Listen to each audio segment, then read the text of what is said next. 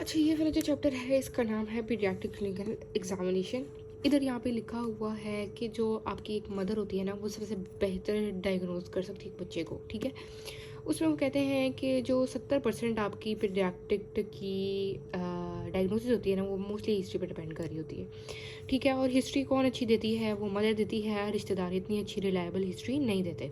और वो कहती है कि आपको मदर आती है, वो एक बहुत जनरल टर्म्स भी यूज़ कर सकती है, जैसे कि क्राइंग करता है बेबी और उसको पेट में दर्द है, जबकि ये इशू नहीं हो सकता है, वो आपने ही एक्सेस करना है। और वो कहता है कि जब भी आपके पास कोई इन्फेंट या चाइल्ड आता है तो आपने उसके लिए बहुत एक फ्रेंडली अच्छा इन्वायरमेंट क्रिएट करना है। एक टेबल होना चाहिए, एक चेयर होनी चाहिए, आपके पास टॉयज़ होने चाहिए डिफरेंट एजेस को रिलैक्स करने के लिए।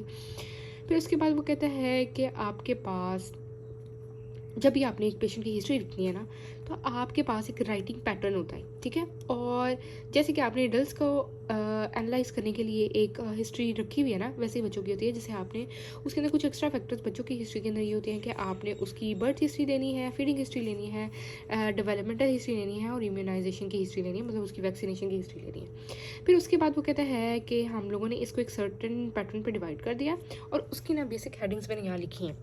उसके अंदर ना सबसे पहले कि आपने एक पेशेंट की प्रेजेंटिंग कंप्लेंट लिखनी है। प्रेजेंटिंग कंप्लेंट के आपके पास आ जाती है हिस्ट्री क्या है एक प्रेजेंटिंग इलनेस की, कि अगर उसको सर में दर्द हो रहा है या पेट में दर्द हो रहा है तो इस चीज़ की हिस्ट्री क्या है, क्या क्या सिम्टम्स हैं जो उसको आ रहे हैं इस चीज़ से रिलेटेड, पहले भी जो आ रहे थे। फिर उसके बाद उसके जो हमने सिम्टम्स देख लिए हैं कि सिम्टम्स कौन से हैं सीरियस इलनेस के, कि कौन कौन सी चीज़ें हैं जो सिम्टम्स हैं वो सीरियस इलनेस हो सकते हैं। इसके अंदर सबसे पहले कि आपके पास है फीवर, बुखार है, फीडिंग है, वॉमिटिंग है, ब्रीदिंग इशू है, कोई डायरिया है, क्राइंग है जी, कफ है, खांसी कर रहा है, रैशेज़ है, साइनोसिस है, नीला पड़ रहा है, जॉइंडस है, हीरिंग इशू है, लेथार्जी है, फिट्स हैं या कन्वर्जन्स है, मतलब कि एपिलिप्सी वगैरह तो नहीं है कई बच्चे को। उसके बाद आपने उसकी बर्थ हिस्ट्री ले लेनी है जी। एंटीनेटल, जब वो पैदा होने से पहले, नेटल जब वो फॉरन पैदा हो गया, और फिर पोस्ट नेटल जब वो न्यू बॉर्न है। फिर उसके बाद फीडिंग हिस्ट्री लेनी है, इम्यूनाइजेशन हिस्ट्री लेनी है, डेवलपमेंटल हिस्ट्री लेनी है, उसकी पास्ट हिस्ट्री लेनी है, फैमिली हिस्ट्री लेनी है, सोशल हिस्ट्री लेनी है, पर्सनल हिस्ट्री लेनी है और इन्वायरमेंटल हिस्ट्री लेनी है। जब आप उसकी हिस्ट्री और प्रेजेंटिंग कंप्लेंट ले लेंगे, उसके बाद आपने प्रेजेंटिंग कंप्लेंट की तरफ आ जाना है, एग्जामिनेशन की तरफ आ जाना है, जिसमें आपने ऑब्जर्व करना है, पैल्पेशन करनी है, रिकॉर्ड करने हैं उसके वाइटल साइन, जैसे पल्स देखना है, बीपी देना है, रेस्पिरेटरी देखना है, टेम्परेचर देखना है।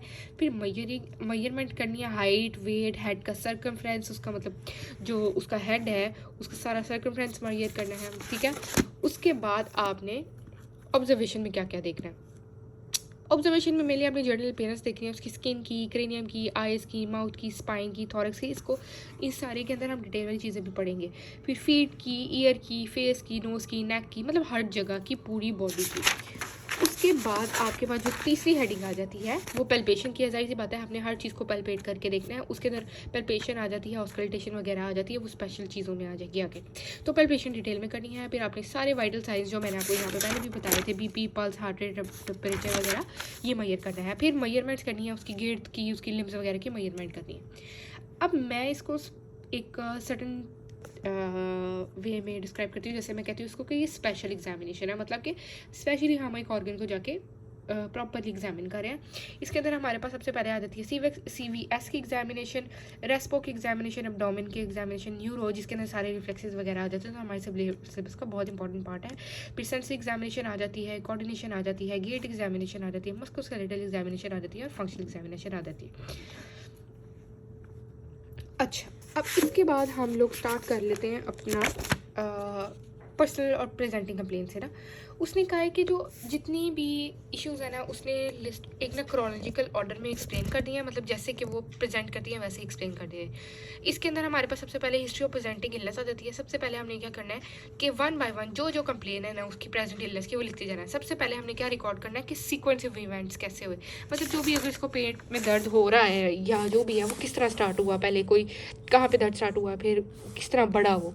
फिर आपने क्या पूछना है कि पहले क्या चाइल्ड बच्चा ठीक था, फिर आपने सबसे पहले कौन सी चीज़ नोट की कि पेशेंट में सबसे ज़्यादा क्या ख़राब हुआ पहले। फिर उसके बाद आपने ट्रीटमेंट देखना है कि इससे पहले क्या क्या ट्रीटमेंट दे के आया आपके पास मरीज़, कि होम्योपैथ की दवाई तो नहीं दी, कोई हकीम की दवाई तो नहीं दी। फिर उसके बाद आपने सिम्टम्स देखने हैं कि कितने आप किस तरह का पैटर्न है, कांस्टेंट है, डल है, इंटेंसिटी देखनी है, फ्रीक्वेंसी देखनी है, ड्यूरेशन देखनी है, ठीक है। उसके बाद आपने वही मैंने आपको बातें बता दी हैं कि ये fever, feeding issue, diarrhoea, crying, cough, breathing, rashes, jaundice, cyanosis, lethargy, seizure, unconsciousness, involuntary movement, hearing deficits, ये किस चीज़ से रिलेट करिए आपका इशू।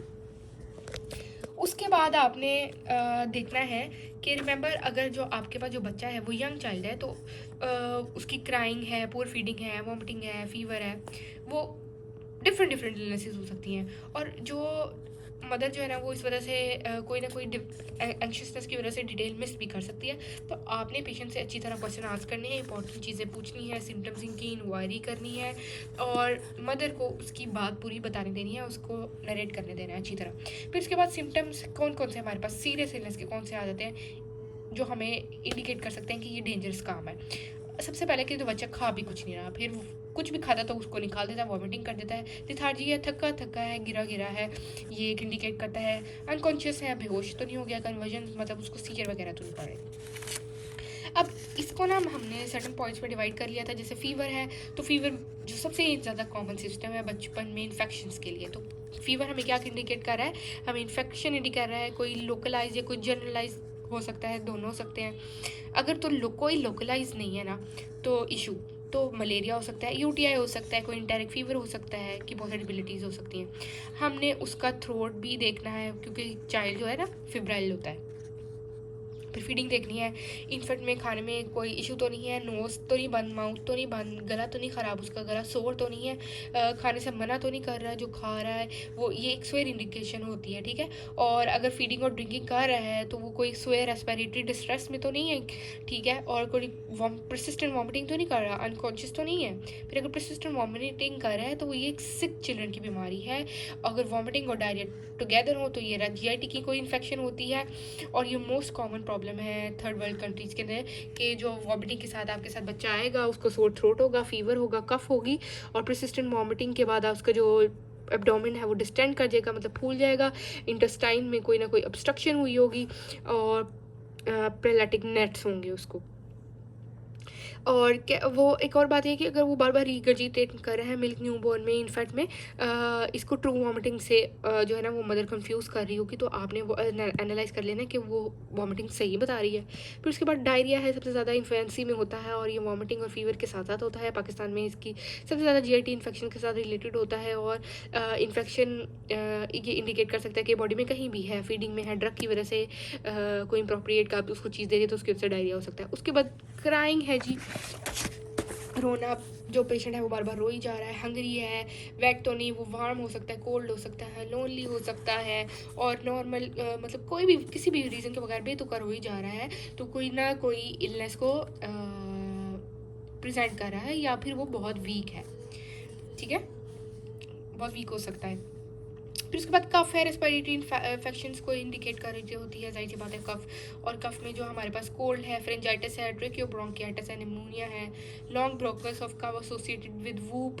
अगर उसका लॉन्ग बाउट्स है ना कफ के, मतलब बहुत लंबी देर तक खांसी कर रहा है तो साइनोसिस हो सकता है, एपनिया, वॉमिटिंग हो सकती है उसको, और लेट नाइट और अर्ली कफ भी हो सकती है उसको, एजमा हो सकता है। अगर रात या बहुत सुबह को उसको हो रहा है तो वो एजमा को इंडिकेट कर सकता है। अगर कफ उसकी फीडिंग के दौरान है तो कोई ना कोई इन्फ्लेम थ्रोट है और इनकॉम्पिटेंट उसकी स्वॉलोइंग है। फिर उसके बाद हमारे पास difficulty in respiratory system distress आ सकते हैं, डिफ़िकल्टी इन ब्रीदिंग है, रीसेंट अच्छा अगर हमारे पास ब्रीदिंग में डिफ़िकल्टी है ना तो वो एक्यूट भी हो सकती है, रीसेंट भी हो सकती है, रिकरेंट भी हो सकती है, 3 तरह की है। उसके अंदर वो कहते हैं कि सिम्टम्स जो है वो क्रोनिक हो सकते हैं, परसिस्टेंट हो सकते हैं। ये क्या इंडिकेट कर रहे हैं, निमोनिया, एजमा, हार्ट डिजीज़, मतलब कोई कंजेनिटल या रोमैटिक इशू ना हो। ये बहुत इंपॉर्टेंट चीज़ है और हमने इसके अंदर कॉजेज़ हैं और ये रेस्पिरेटरी डिस्ट्रेस हमने पेशेंट के अंदर देखनी होती है।